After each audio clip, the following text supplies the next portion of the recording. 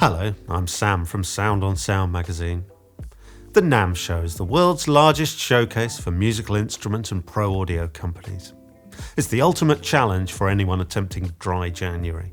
It's where you can hear the immersive remix of Elton John's Rocket Man on endless loop for 4 days, and Sound on Sound was there. So what's new? Well, since we're on the subject, let's start with immersive audio.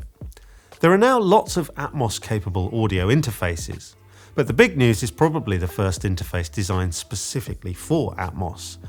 Audient ORIA is a USB interface that incorporates analog and digital I/O along with monitor control and the ability to load SonarWorks speaker calibration.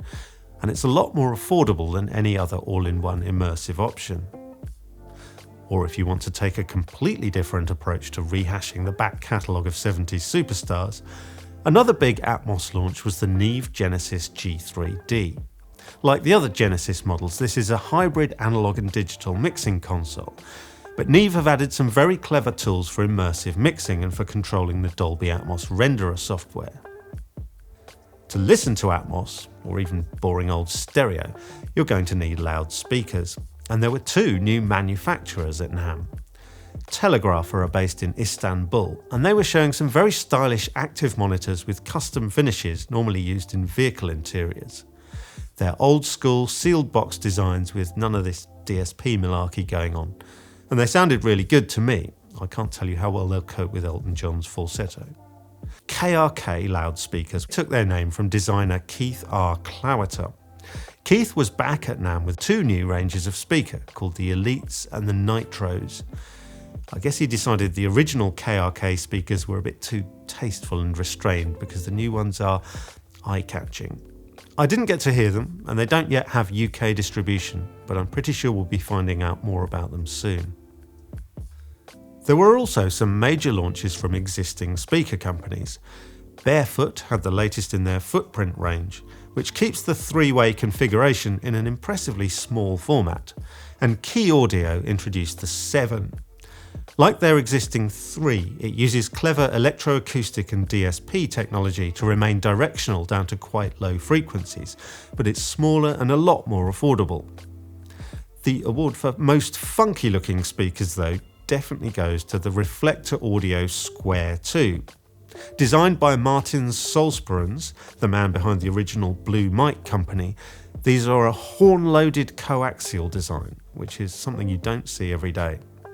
As Elton might say, it's all the science I don't understand. But if you're not in a position to drop 5k on a loudspeaker setup, Kii Audio have launched the LP-UNF, a small active system that's specifically designed for desktop use and extremely competitively priced. Either way though, I think it's going to be a long time before we all have 9.1.2 speaker rigs, so if you want to dip a toe into Atmos waters, it's a lot cheaper to do it on headphones. There's now quite a few products that aim to make this easier. Audeze's Maxwell headphones now support head tracking in the Dolby Atmos renderer, and one of the pain points for Atmos mixing up until now was that it could be hard to audition your mixes using the binaural encoding in Apple Music. That's now been integrated into Embody's Immerse Virtual Studio and Audio Mover's binaural renderer. As for headphones themselves, 2024 is Beyerdynamic's 100th anniversary, which is pretty amazing. And they're celebrating with a special edition of their DT770s. Sennheiser have launched a pair of open-back studio headphones called the HD490 Pro, and Austrian Audio have introduced a new high-end model called the Composer, which has an optional matching headphone amp called Full Score 1. Thanks for watching. Watch our other videos to find out what's new in microphones, software and synths, and studio hardware. And remember, Mars ain't the kind of place to raise your kids.